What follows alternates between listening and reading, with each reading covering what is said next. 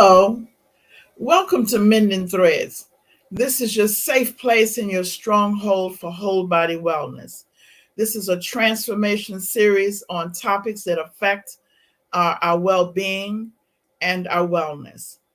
And we have a great topic today that's mind, body, spirit. We're talking about worldview. And this is so important and a foundation to everything that we're doing. So we have a person with us today, my co-host, uh, Doc Aswald Walker, with us today. Dr. Walker, welcome. Now, many of you who know the co-host here this morning, and I always say he's a pastor, he's a co-pastor, author, historian, educator, and you probably know him from being on the show and other shows. So he's well known in the area. And you know what? I think also he's an editor. Okay, I think that's the word for it. So what I want to know is what your thoughts are about our show today, because we're getting ready to redevelop our shows, and I want to see what your thoughts are. So please go to our website, wrc-houston.com, because we have scheduled some webinars, and those will be going out. And Doc Walker will have a webinar that will look at history, culture, and moving forward to see what that's about, understanding who we are. So good morning. How are you? I know it's morning for us, but they'll be looking at it 7 p.m. on Tuesday evening. Where are we on our topic today? Because this, I did some looking around, and I've always known that this was a very important topic to well-being and wellness. Um, I wanted to see your thoughts about what worldviews are. What would you say so our audience can really understand that word? Mhm. Well, worldviews shape everything. They literally shape everything. How we see, how we define beauty, who we view as our enemies, who we view as our friends, all those things. And in terms of Black folk, um, one of the levels of damage done to us um, by our enslavement is we were inundated with this idea that our ancestral way of looking at the worldview, was wrong, evil, satanic, had no value, and that we could only find value in accepting the worldview of someone else. And not only someone else, but the person that was actually doing the enslaving and the oppressing and defining us as less than. You worldview is everything. And if you have a worldview that does not come from you, from how God made you, then the best you can be as a human being is second rate. You're just going to be a copy, a lesser copy of someone else. So worldview is everything. You got to find your worldview. Well, so I'm understanding that the worldview comes from habits, it comes from gestures, it comes from something somewhere in our past, and sets a place as to how we handle things, how we, when it says worldview, how we actually interact. And the reason this topic, I was looking at an article, and from the World Health Organization endorsed this article, and they did a survey, and they found that the worldview is impacting treatment, how people receive treatment, how educators and people are not looking at worldview in terms of everyday practices, in terms of what we bring to the table. And also they talked about the need of looking at how to help people understand others' worldview before they even interact with someone. And so I wanted to see what your thoughts are as to how that relates to culture. It relates, and when you said that, the first thing I thought about was the term politically correct. Right.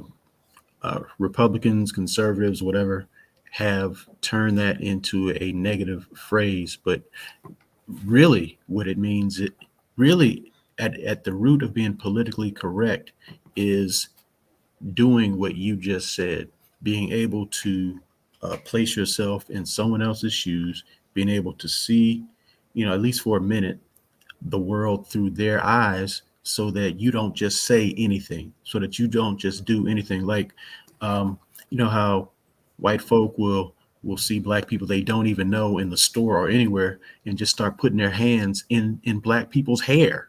Um, no, don't do that.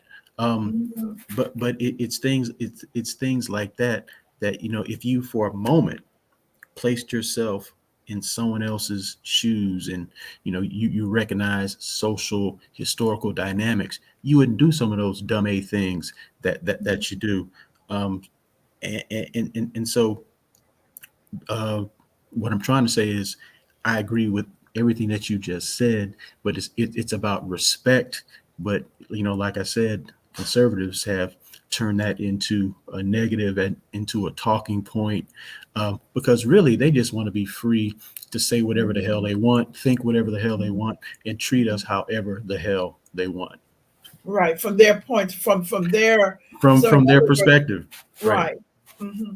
But also, it's a guy named Ivory Tolson from Louisiana who wrote some. He went to Africa and he did a lot of studying, and he wrote something on the arts and stuff, and what Hmm. he was talking about. And he said, well, people sort of like the music, but it's very difficult for them to put themselves in another person's shoes, because the power is that they must walk strongly in their shoes. So when a person is in that position, it is very difficult to see another's perspective. So I thought about that with the insurrection, um, at the White House, okay, in terms of Hmm. worldviews, okay, because there evidently it um, must be some distance between the worldviews of the persons not only in the White House, but of the persons who went to the Capitol during the insurrection. So I was listening to Dr. Greg Carr, and Karen Hunter there, on Sirius Radio, really progressive, thought provoking folk. And Dr. Greg Carr, just FYI, he was in Houston a couple of weeks ago. He was a keynote speaker at the National Black United Front. They had their 43rd national convention. But on on the show In Class with Carr, I remember him and Karen Hunter having a conversation. They were saying that when you think about it, um, whiteness is totally defined out of lack. Like, we are not them. Um, in sense, when you define everything out of lack, out of what you aren't, then you are attacking all those things that you are not, and trying to incorporate them into yourself and claim those things for your own. And so it's a whole worldview and thought process of lack, of the need for destruction, of the need for dominance. And so you have all those things, all those things at work. Whereas in terms of black folk, we come from a worldview of abundance. Now, I've heard it put another way by the noted African scholar Chikante Diop. Mhm. He's the one that came up with what folk call the two cradle theory, and it's a theory. It's not science, but the reason why people are still talking about it generations later is because when people hear it, they say, "Oh man, that makes sense." And what Dr. Chikante Diop did was, he said, he's trying to answer the question, why do black folk and white folk act so differently? Why do they see the world differently? Why do they act differently? And Mhm. his theory was, there's a northern cradle, which is basically Europe, southern cradle, which is everyone else. The northern cradle is harsh, cold weather. The southern cradle is warm and supportive climate. In the northern cradle, nature is viewed as the enemy, as something to be overcome. In the southern cradle, Nature is appreciated and respected, something to be worked with. In the northern cradle, it's patriarchal. You have men over women. In the southern cradle, it's matriarchal. Things are viewed from the lineage of the mother. In the northern cradle, they are xenophobic. They are afraid of the enemy. Whoever they don't know is someone that they do not trust, is someone that they need to kill, someone that they need to conquer. In the southern Mhm. cradle, the people are xenophilic. They are welcoming of the stranger. In fact, they have this idea that a stranger is just a friend I haven't met yet. In the northern cradle, it's a vertical Mhm. society where there's a hierarchy, where there's, the kings and lords, and then the peons that are over them.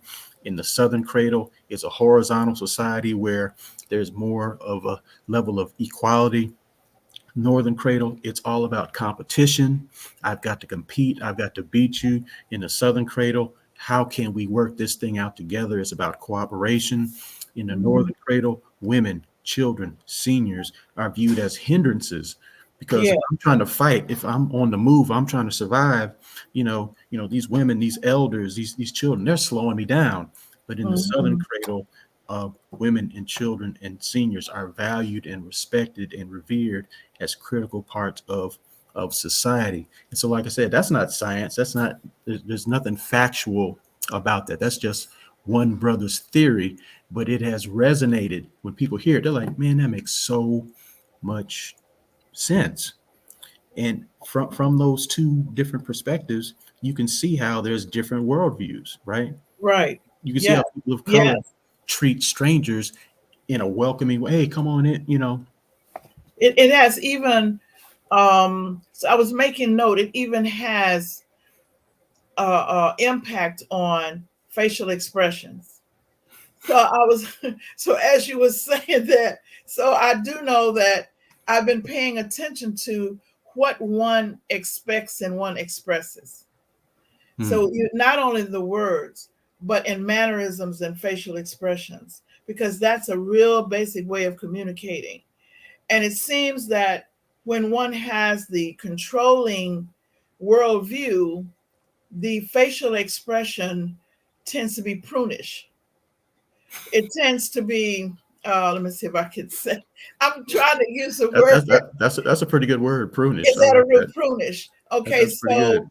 I don't know what that's about. I don't know if it's because um, you're not as relaxed, you're not as going with nature, you're not whatever. People who seem to have a cooperative, harmonious, in line with nature view, and we can talk about what that is, but it seems to be more of a not a hunch shoulder prunish, but more of a drop shoulder receptive, like you're welcome or you can come in. I'm not saying that everybody from those views are the same or Right. have all of it, but it's some um, on that spectrum, somewhere in that. Yeah. And so I'm really interested in that, but I'm also interested in how we can make this logical and circular at the same time when we view this, because it Mhm. has something to do with education. It has something to do with health and wellness. And it has something to do with what we're thinking. See, there's some thoughts, evidently, that are threads of thoughts that are associated with this. If oh, I thought I turned that off. I'm so sorry. That's okay. That's okay. But Uh, when you said circular, the first thing I thought of was how um, traditionally people of African descent, that must be the president calling you, the people of must African descent um, don't view time in the same way yes. as folk out of Europe. Folk out of Europe look at time as very linear, very, there's a past, a present, a future, whereas people of African descent see it more as circular. Um, and one way that plays itself out in the real world is for African people, um, ancestors are considered just as much a part of our community as we are, even though they have passed on, they're dead, they've gone to heaven, the Zamani Sasa. they're in the realm of the ancestors. For African people, they're still here, and their knowledge is our knowledge. Their prayers for us continue.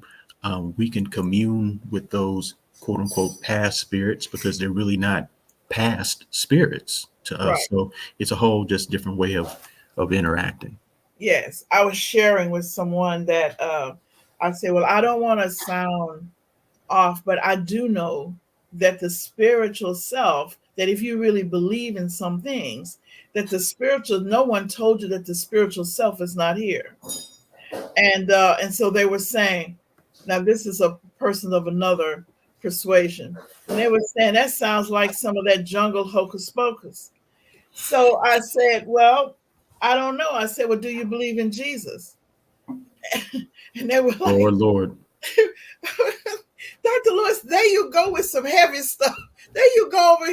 I said, well, listen, if you say you believe in Jesus, or some there's of about, if you believe in the wind, because I have some American Indians say they believe that God is the wind, and okay, if you believe in that, could you believe that the body is going to pass?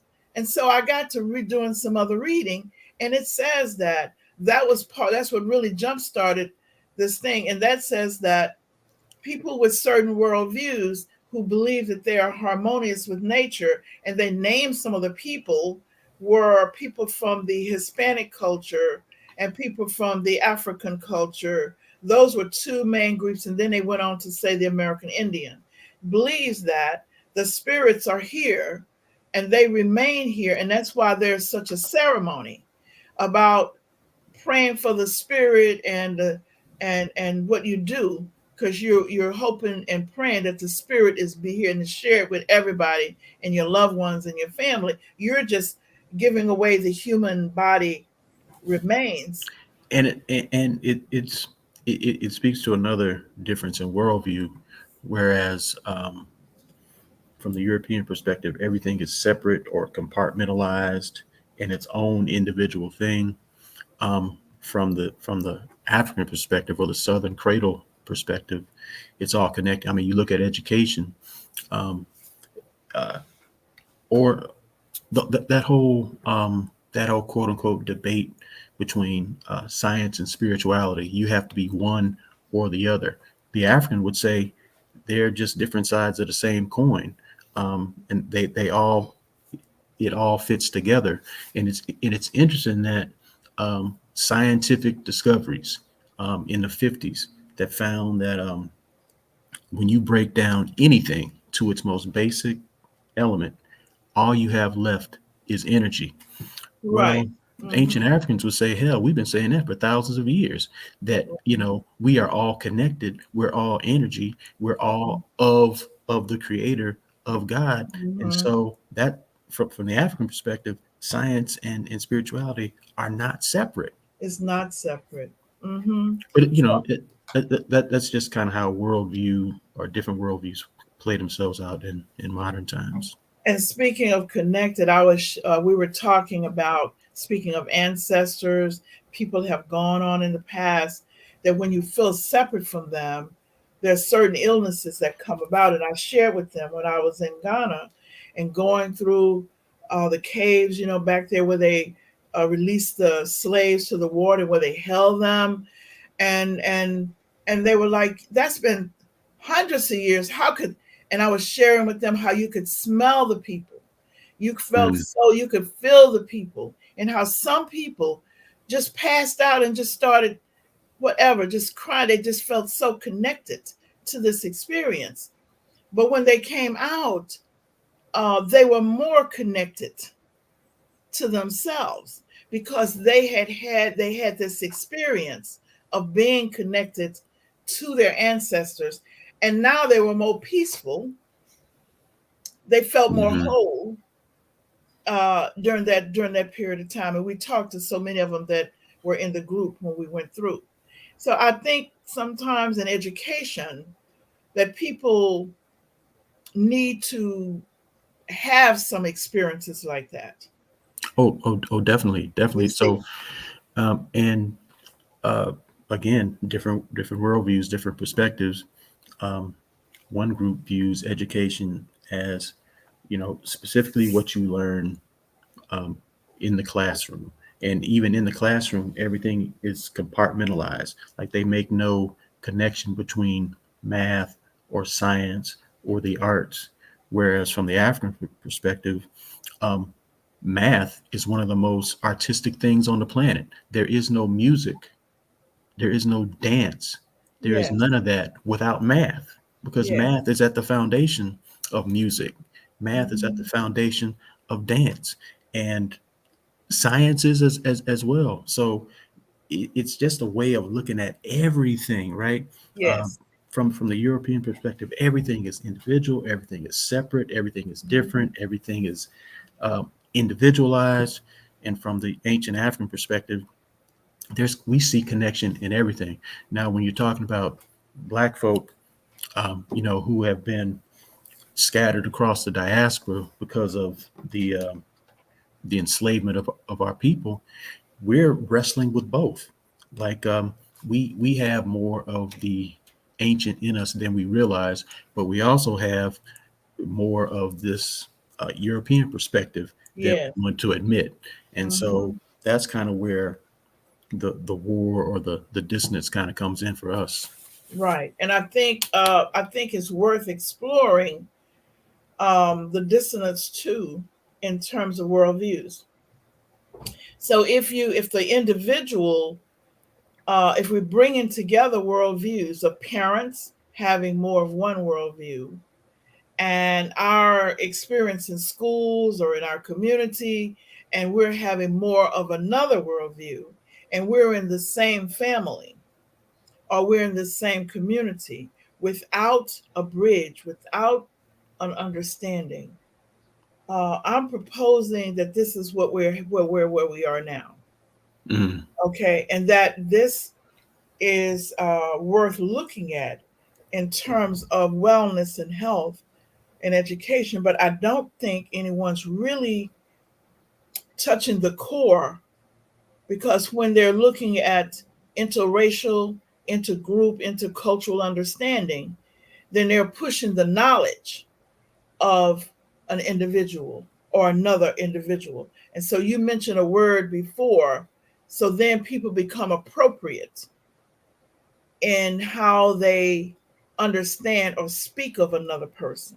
And I'm not hmm saying there's anything wrong with respect or trying to do that. But then I think truly understanding when it comes to health and teaching another person about themselves, about the world, that it becomes contaminated without bridging, looking at a way of how we're going to speak. It's like a husband and wife. I teach them, you don't have to win. You need to be able to first understand what the other person is saying. You have mm, to, before you have your answer about the appropriate way to do something or the options, you have to first see what are you trying to say or to express. And sometimes I think now we are not taking time to understand the worldview of what we're trying to express, how the yeah, worldview affects what we're trying to express. yeah. And I, I think a lot of our conflicts comes from uh, some of us trying to uh, take in or live more of the an ancient African perspective, and others taking a different route.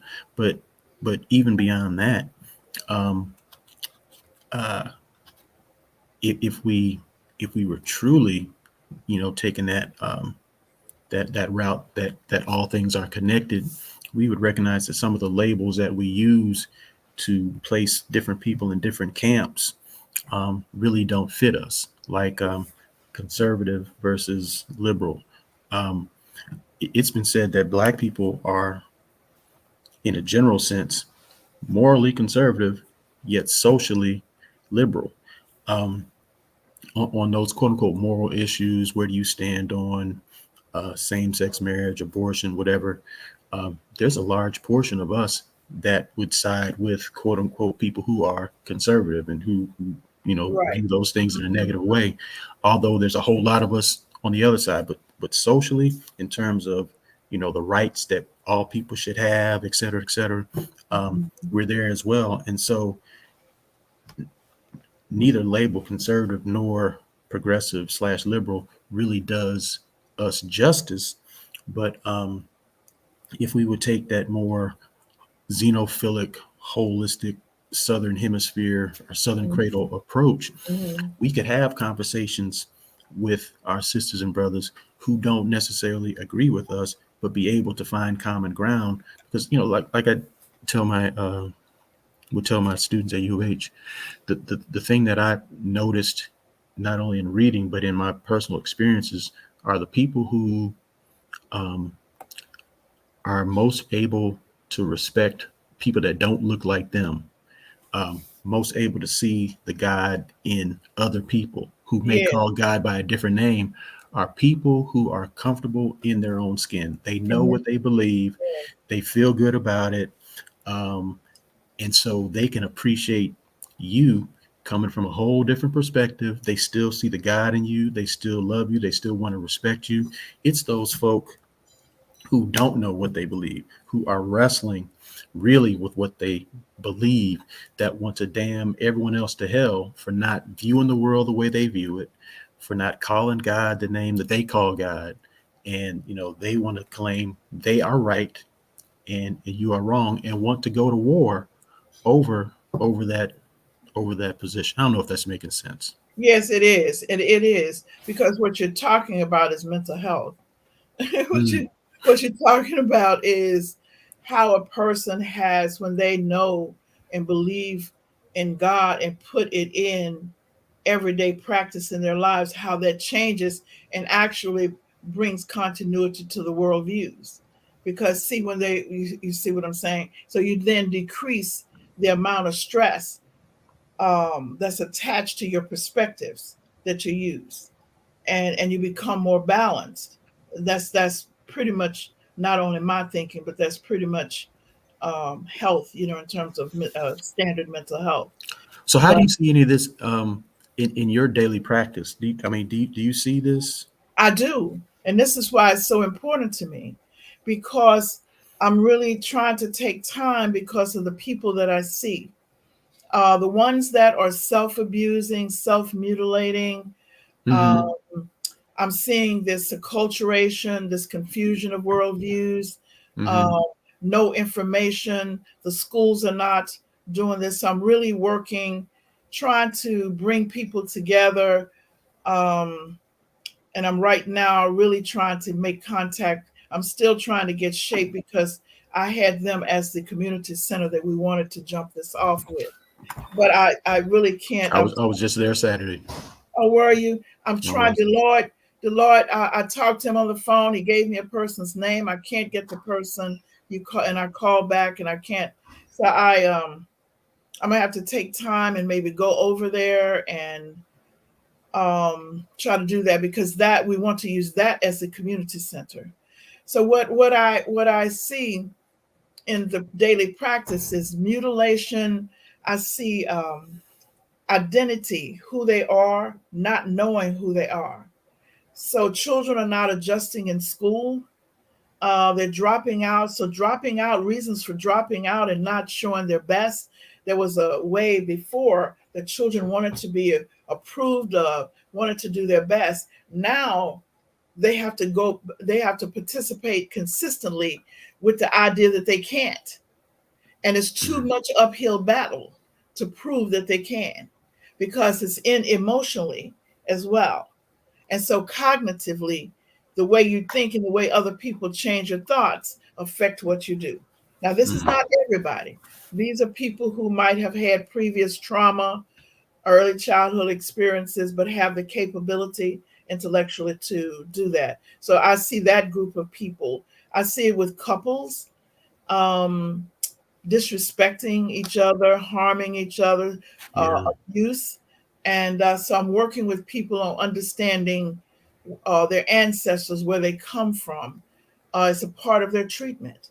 And then I see that beginning to change when they do that.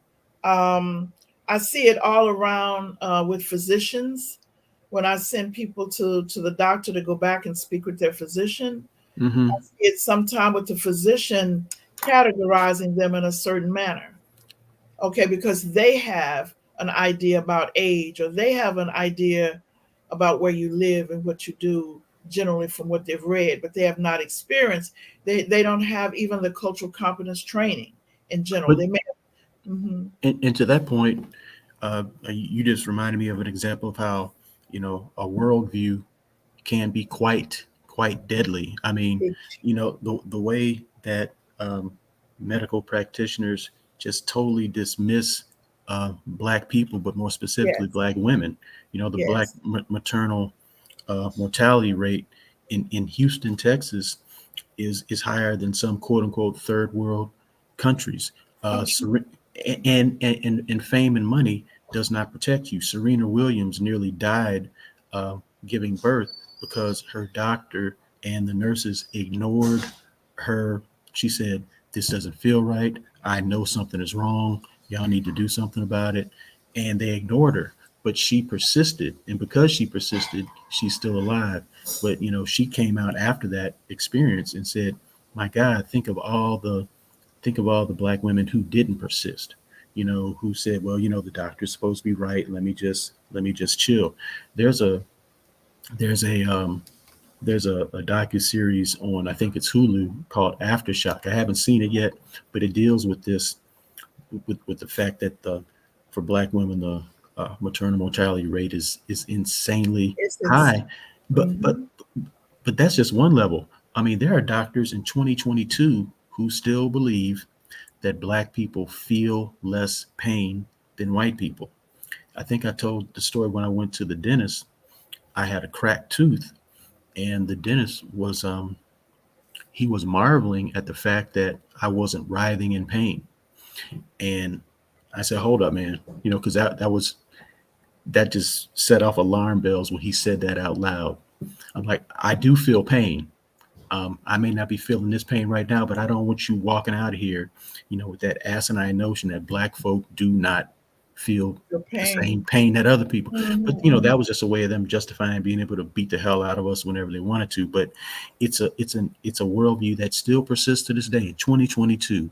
Folk Oh, it is. go to medical school and still come out believing that the physiology of black folk are different. We don't feel the same amount of Yes. pain. So yes, and misunderstanding about a lot of things. So I share this. So I went, for example, they think that about not feeling pain, that Hmm. maybe women, when they're complaining or they're saying something hurt, and they'll say, "Well, you're just not being a good African American, or you're not being." Let me see. I know your mother. Some comment about, I know your mother wouldn't think that you were being chip off her block or something like that, and that you feel this pain in your leg that's severe. You understand? And so you're right on that, and other kinds of things. I know that women, African American women, often come to the office and they Hmm. say that they were mistreated in the office. For example, having things implanted, encouraged to have things implanted in their breast to track them more often than other people, you know. Hmm. So, and I do have physicians talking to me about that. So, there are a lot of things that are going on, but it is because of misunderstanding about how people express things and not knowing about them. So I don't know if we in our education system, even in elementary school or junior high school, we're in the classroom, but we're not talking about understanding each other. We're not talking about the specific beautiful cultural differences. We're not talking about, so I'm trying to right now bridge an understanding because it's going to be so critical to the questions that we ask when we go to the doctors to recognize things ourselves as persons. And we're going to have to get together to do this. So we're having a group called Locking Arms in September. And Hmm. we're trying to pull all these people together so that we can show respect, so we can gain more knowledge and not just talk about it, but put this into action as it relates to what we're trying to do. And no one will own it. necessarily, as we will all own it. And so this is what's going to Mm. have to happen. This is how I perceive it. It should just come to me, and God is leading me to know that this is what has to happen to save our children and save our people.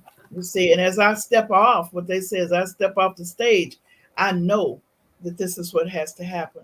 So I'm going to do what is called of me, but I'm also asking others to do what's called of them, and to see what questions they may have to ask to see what it is that they need to do. So I'm calling people from other persuasions because you can't do it yourself. You must have your people together, and other people in the circle. I mentioned Dr. Greg Carr and Dr. Karen Hunter earlier, and in another conversation, they were talking about that same thing. And Dr. Karen Hunter, she talked about like in nuclear physics or nuclear science, there's fusion versus fission. They both deal with the same energies, but in fusion, you're bringing things together and there's energy, there's power. In Right. fission, in fission, when you tear them apart, that same energy becomes destructive. Yeah. So we have the potential to either be life giving or to be totally destructive. And what she was saying is, as black, she was basically saying the same thing that you said.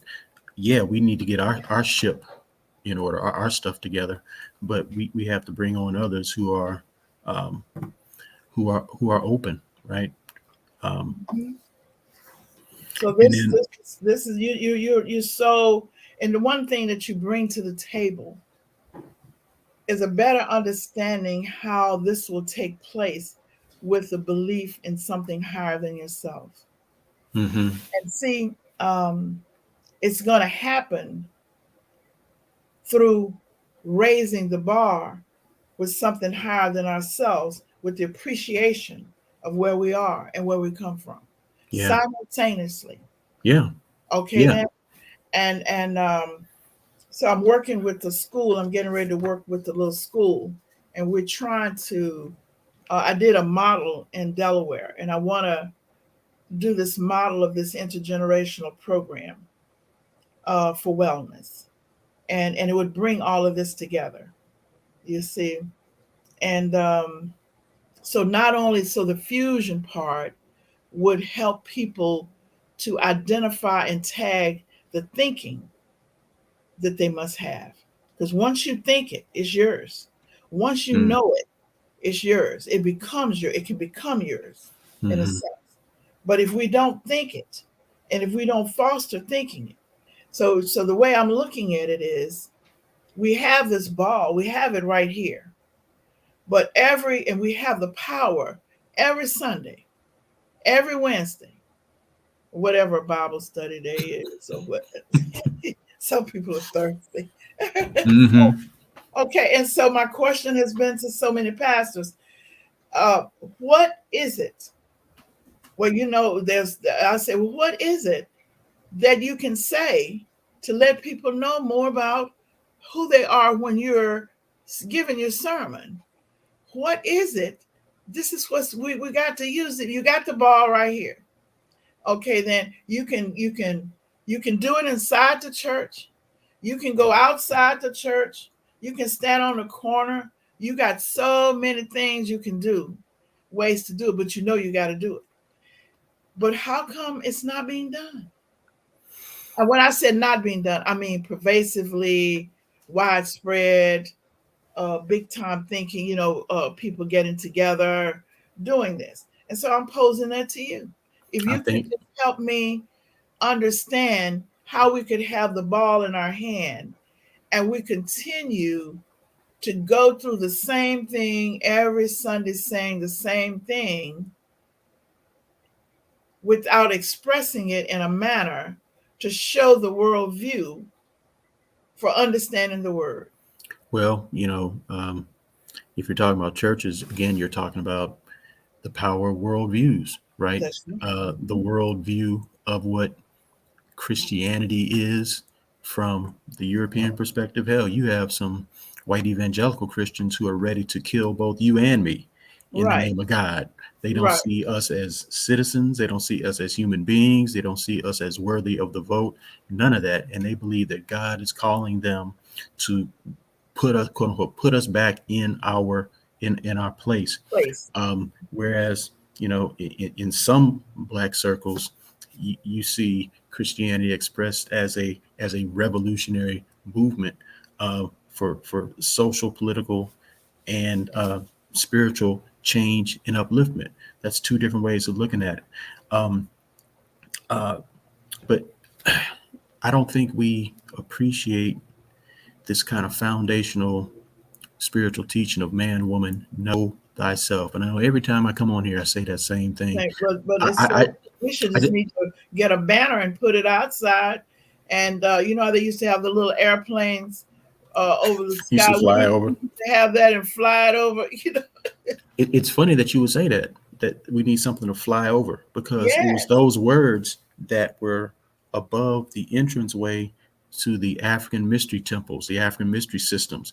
Man, woman, know thyself. Like, if you're going to be on this path to enlightenment and knowledge and becoming all that God created you to be, foundational. Like, you have to know who you are. You have to know your history. You have to feel good about you. And the fact that you could contend that the bastardized version of Christianity that was given to black people on the plantations, so much of that is still being taught today.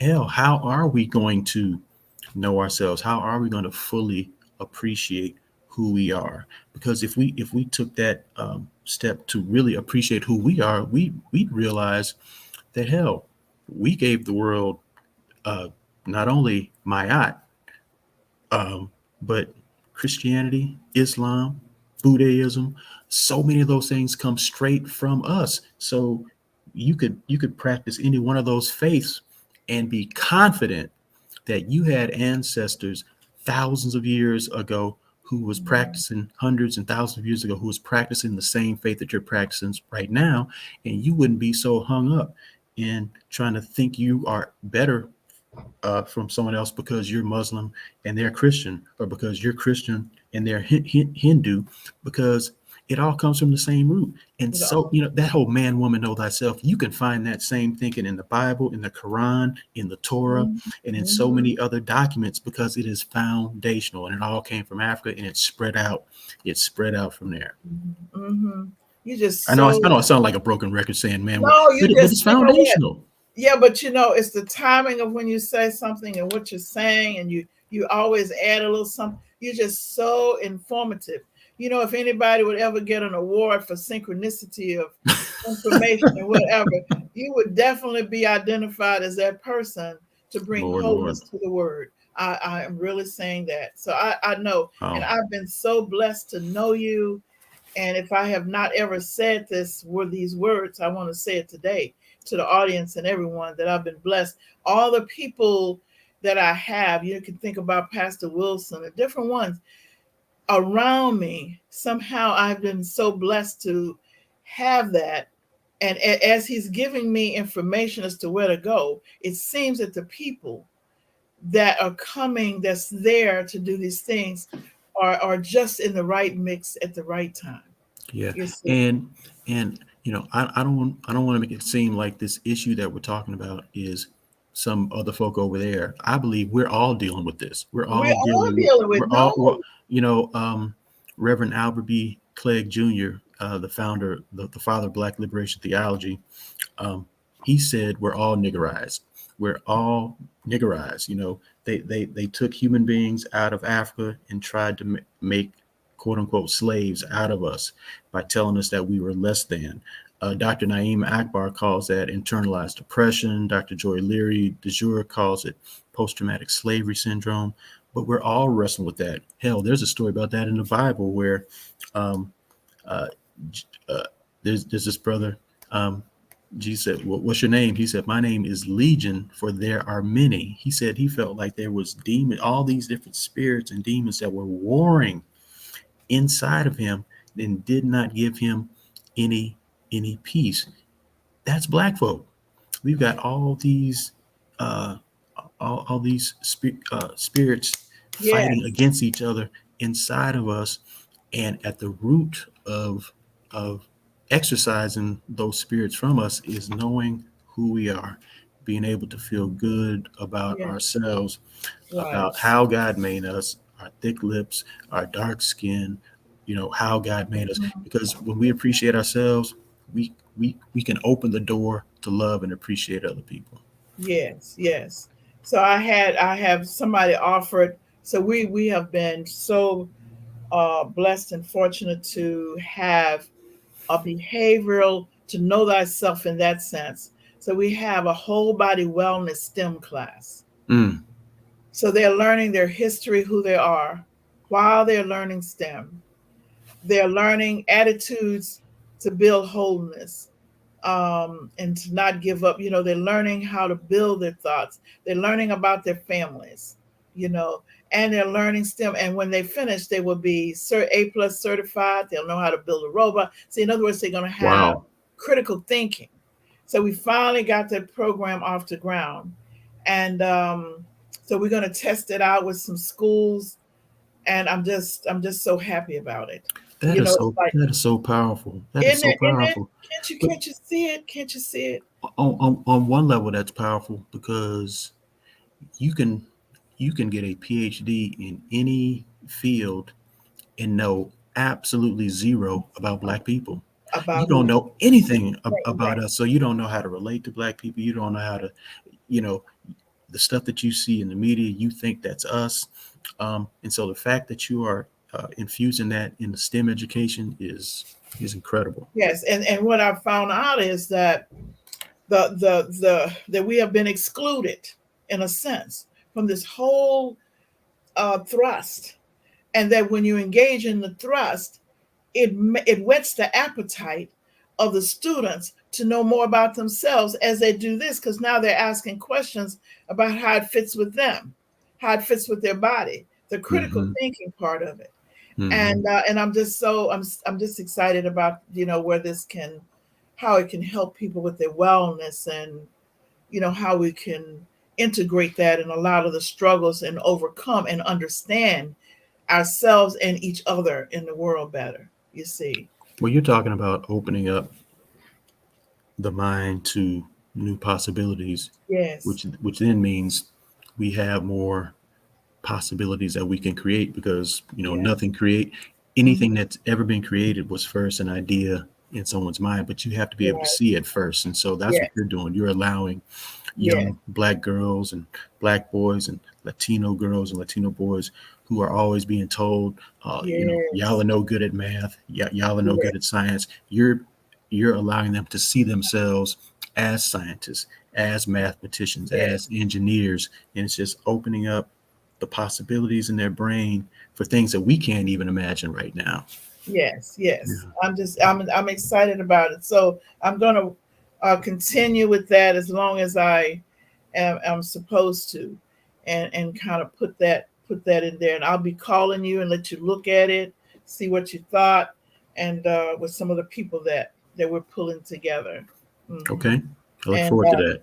so that's true. So one of the things I thought, and I always like to at the end take everything that we talk about and let's give action to it as to what people need to do with what we spoke about. What is it that we could do as individuals with this worldview and interacting every day, making decisions and everything with our worldview? What can we do to strengthen it? What can we do to actualize it and to bring wellness? I would say take a personal assessment, like just Google two cradle theory, um, Hmm. and see kind of where you fall. Um, so that's one thing you can do to kind of find out where you are on that spectrum. Um, Also, uh, talk to family, read, find out about, well, what is it that is inherently us, um, that maybe I haven't explored before. One way to do that is to review the seven Kwanzaa principles, uh, Hmm. because Dr. Maulana Karinga focused on those seven because those are historically. things that African people have focused on: unity, self determination, creativity, faith. All those cooperative economics. Um, so those are two things we can do immediately. I'm curious what some of the things you think we could do. Well, I think what we could do is, even starting out every day, have something that we recall. Mm, Um, See, sometimes we're thinking of big things, but sometimes every day, even as parents, write somebody's name on the mirror in a wax pencil and see if we can carry out what they believed, all the strong points of what they believe. And children who are mutilating, when I do something simple like that, all of a sudden they're out of themselves and begin to look at what that is. I have them to go to the Bible and interpret it with their family. mm, Like to look at what would your family say about the Pharisees or this or that? What do they believe? And what the different people, and then how does that fit with your family and what your plans are? So what are your beliefs? What do you think about? Well, how come? And so if you think that somebody else shouldn't have something and you should have it, then go back and talk to see what is the belief behind that. If yeah, you want to separate somebody, find out what does that have to do with you. Begin to reflection on yourself always, and then connect it to somebody um that you feel proud of, somebody that you really are close to, and that you look up to, and see how does all that fit together with where you want to go. I really like those, and I'll just add three others real quick. Hmm. Positive affirmations, telling yourself, I am beautiful, I am intelligent, Yes. something to make yourself feel good about you. The second one is, on a daily basis, just choose an ancestor to focus on. Maybe Yes. a parent or a grandparent that passed away, or maybe someone that's not related to you, but that's in our history that inspires you, right? And just, when you start the day, think about them and then live with intention to kind of bring their spirit into your life. And the fourth one is to give thanks, whether Yes. it's in the morning, afternoon, evening, good day, bad day, or otherwise. Find something to be thankful for. Hmm. I know it's more difficult in tough times when you're going through drama and strife. That's probably when you need to be thankful the most. Um, are during those periods. Hmm. Oh, thank you so much. This is really good. We did good today. I'm telling you what I would do today. I think, when you chop in rocks, I don't know if you've ever picked cotton. Did you ever have a chance to pick cotton? Once, Once. and once was enough. What? But look, I go back and I thank my grandparents. I used to visit them during the summer in the country, and they Hmm. had a farm, and they would have cotton certain times, peanuts certain times, and you had to do different things. Sometime you would pull cotton, sometime you would pick cotton. Now picking cotton was the worst because your fingers would get all stuck up and everything trying to get the cotton out. But there was a technique about it. You had to be your softest. They used to call Sears softest side of Sears. When Sears brought on all the new fabrics in the stores, they used to just be appliances. So when you pick cotton, you had to be your softer side of Sears, but you had to be real fast. So one Mm, of the things that I learned is everything in the moment. If you look so far ahead, it becomes difficult. mm, But if you stay in the moment when you're doing something and know that you're going to go forward, then it becomes easier. Okay. And then when people who are around you begin to teach you, my uncle taught me some things about how to hmm, be faster, how to focus in the moment, how not to get tired. When you get tired, how to rest, how to breathe. He was teaching me all this stuff when he was showing me how to pick and pull cotton. And I just enjoyed that. Was I just learning stuff. And so at the end, when you brought your harvest in, if you really stuck with it, your harvest was bountiful. You couldn't mm, believe that you had done that much. You hmm. see. And so Because you I were so think, focused. yeah, because you're so focused. And when you said the word, you said if we could learn these things, and be intentional and be focused in the moment and be intentional about what we're doing. So I think if we could be, in your words, be more intentional about learning about who we are, practicing who we are, joining with other people to see how it works out when we know who we are, then I think that we'll be better for it, and we will bring strength and wellness to our. We use our worldviews to bring wellness. That's Agreed. what, that's what I think. Preach. Okay, Preach, thank Doctor. you, Preach. listen, thank you. I can't wait to come. I've been to your church, but it was a while back when God, I can't think of his name. He was really active with us. Um, he beats the drums. Fana. Fana. Well, when Fana was back there during that time when he was really active with us, Mm-hmm. I did go to the church a lot. Okay, then somehow there were things that were going on and he'd invite and we'd come over there. So I'm gonna have to do a little bit more of that because I love the way that you teach. I love the way that you preach and teach. Go Okay. ahead. Okay, then I'm going to thank you today. I'm going to Thank thank you you. for bringing this topic and for us to be able to use and expand on this in the reality and being more intentional this week and in the future. So, Dr. Oswald Walker, you're on top. Okay, then. So I do want to thank you, audience, for being here today. I want you to go to our website. Now, listen, sign up for the mental health coaching. It's a faith health initiative, it's faith based, and you learn how to help other people using what you know and your beliefs. And we're asking every church to send 2 people, okay, to that. So I'm just going to sign off by saying renew beliefs, rebuild faith, and reconnect families and communities. For it's not the circumstances we meet, it's the manner in which we respond that determines health, happiness, and success. See you same place, same time next week. Have a good one.